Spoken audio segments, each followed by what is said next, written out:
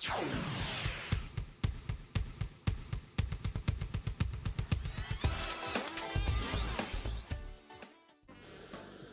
estamos de volta com o seu estilo de vida, conversando sobre doenças infecciosas causadas pela vazante. E agora nós vamos conversar sobre a leptospirose. Certo, a leptospirose é uma doença transmitida através do rato, a gente sabe disso, né? E qual é a nossa grande preocupação? Porque rato se reproduz com uma velocidade muito grande e a gente precisa ter o controle do nosso lixo, que é por isso que a gente convoca e conclama mais uma vez, novamente, a população, para que faça a deposição final dos seus lixos de uma forma correta, evitando assim a proliferação e a alimentação desses vetores.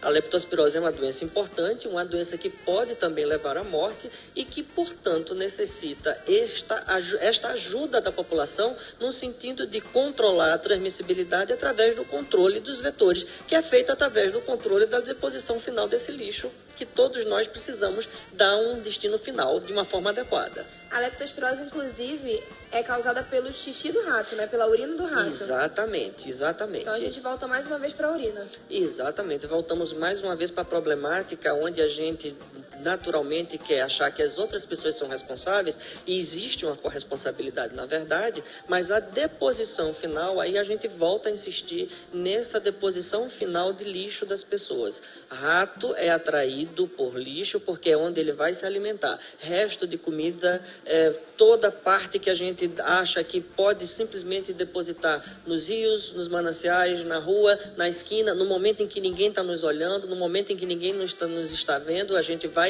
e deposita aquele lixo ali. Isso atrai justamente esses vetores que podem transmitir as doenças, entre elas a leptospirose. Doutor, e a diarreia? De que forma que a gente contrai diarreia por causa de uma água contaminada?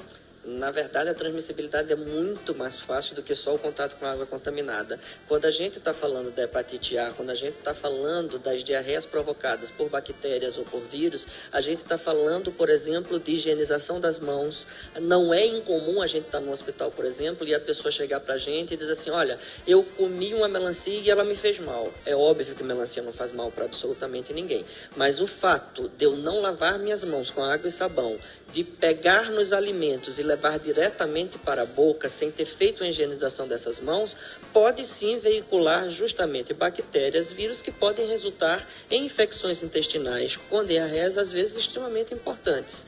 Lembrando que essas frutas, esses legumes, tiveram provavelmente durante a noite justamente por causa desta falta de cuidado que nós temos com os nossos alimentos, com rato, com barata, com formiga, com mosca, que a gente não tinha falado até agora, e que são transmissores, agentes transmissores, ou pelo menos vetores que conseguem levar de um local para outro esses agentes biológicos que podem resultar em uma dessas doenças que a gente está falando. Daí a gente vê a importância de limpar de uma forma bem correta, inclusive as frutas, os alimentos. E agora eu me lembro de uma coisa bem engraçada, porque uma vez me perguntaram assim, porque é infectologista, né? Nós infectologistas temos essa mania de limpeza, de higiene e tal. Mas significa que... mas eu gosto... É toque, exatamente. Já falaram muitas vezes para mim, é toque. Mas eu gosto de comer com as mãos. Não tem problema. Você pode continuar comendo com as mãos, desde que você higienize suas mãos antes de tocar o alimento que vai para sua boca, né? É esse que é o grande problema. Não é uma questão de você utilizar ou não as mãos para se alimentar. Até porque o nosso comer com a mão já é cultural, né? O caboclo ele costuma comer com a mão, o amazonense gosta de comer com a mão, então não seria proibido, não está proibido comer com a mão. Absolutamente, eu sempre digo que o problema das pessoas é entenderem que não é o que se faz, é como se faz. Não é o fato de eu comer com as mãos, utilizando as mãos como utensílio, uma substituição de um utensílio que levaria o alimento à minha boca, que é o problema, né? O grande problema é a higienização dessas mãos antes de utilizá-la como um suposto garfo, talher, faca ou qualquer outra coisa. Nesse caso da limpeza das mãos, aquele famoso álcool em gel resolveria? Na verdade, o álcool em gel tem uma função de substituir aspas, isso precisa ficar bem claro, a água e o sabão. No momento em que eu não vejo sujidade, que eu olho para as minhas mãos ou olho para alguma superfície que eu penso em higienizar utilizando o álcool e não vejo nenhuma sujidade, esse álcool poderá ser utilizado. Mas o ideal é que seja feita a lavagem com água e sabão. Mas o álcool poderá ser sim um substituto se eu olhar e não ver nenhuma sujidade clara que precisa então a utilização da água e do sabão. E a gente vê muito também aquelas propagandas que dizem que o sabão tem elimina tanto por cento de bactéria. Qual seria o sabão ideal para ser utilizado? Existe uma contraindicação ou qualquer sabão pode ser utilizado sem problema? Desde que seja um sabão de verdade, qualquer um poderá ser utilizado. Então existe sabão que não é de verdade?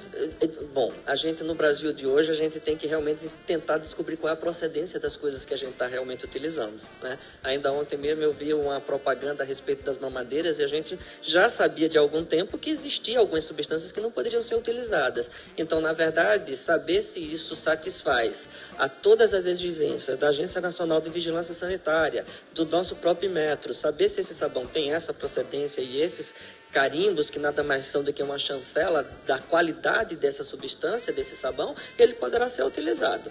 Lembrando que o sabão ele não é esterilizante, ou seja, ele não mata tudo quanto é bactéria, tudo quanto é agente biológico, mas ele retira sim, desde que a lavagem seja feita de forma correta, aqueles que podem evoluir ou causar alguma doença no ser humano. E aí nós temos as hepatites, que são diferentes tipos, e cada uma se contrai de uma forma. Que relação elas têm com a vazante? Na verdade, a hepatite A é a mais importante e a hepatite E. A gente tem quase um alfabeto inteiro de hepatites quando a gente fala, né? Identificando cada uma delas um vírus diferente. Na transmissão oral fecal, ou seja, onde pode existir a contaminação através de água, através de mãos, de manipulação, através de contato, justamente a hepatite A e a hepatite E. Elas precisam ser controladas através do controle dessa higienização dos alimentos e das mãos e dos contatos que a gente tem com a boca. Ou seja, a gente às vezes tem a triste mania de ninguém estar olhando. Eu posso brincar, né? Eu acredito que sim. Aí eu vou e ponho a mão no nariz. Aí eu vou e ponho a mão no ouvido. Aí eu vou e trago isso para a boca. Aí eu vou e pego no alimento. Daí eu como dessa forma. Obviamente que depois que eu fiz todos esses contatos, eu acabei trazendo bactérias ou outros agentes biológicos para um local que não deveria estar, que é o alimento que eu vou ingerir. E normalmente esse passear das mãos e de todo o resto do corpo acontece muito naturalmente, né? A gente acaba não percebendo. Quando a gente vê, já passou a mão em tudo quanto é canto e já aconteceu sem a gente ver. E aí, brincando e parafraseando o que você falou para mim ainda há pouco, um pouquinho de toque vai bem. Na hora que a gente pensa em levar algo para nossa boca, então a gente tem que parar e lembrar, bom, será que eu fiz a higienização que eu deveria ter feito? Será que realmente eu lavei a mão da forma como eu deveria ter lavado? Pelo menos nesse momento, né? Ir ao banheiro, muitas pessoas entendem, aliás, às vezes nem entendem que precisa lavar depois. Mas antes também é necessário. Antes de eu entrar no banheiro. Afinal de contas, eu vou tocar na minha genitália, nos meus órgãos genitais. E eu não sei o que eventualmente eu possa estar levando nas minhas mãos para a minha genitália. Então, não é só no momento em que eu saio do banheiro. Antes e depois seria o ideal. A forma de tratamento dessas doenças é muito diferente, é complicado, é fácil, a gente consegue tratar em casa ou não, precisa ir ao hospital para buscar um especialista. De que forma acontece? Bem, eu acho que a avaliação de uma pessoa que tenha condições de fazer esta avaliação, de um profissional habilitado para fazer diagnóstico, é absolutamente fundamental. Agora, obviamente, que se é uma diarreia passageira, um mal-estar passageiro, uma coisa é eu vomitar uma única vez, eu ter um episódio de diarreia, outra coisa é eu ter 10, 15, 20, eu vomitar 3, 4, 5, 10 vezes. Eu acho que esse bom senso é importante os seres humanos terem, na medida em que você percebendo que não existe uma evolução para melhora daquele quadro, buscar um atendimento especializado é absolutamente fundamental.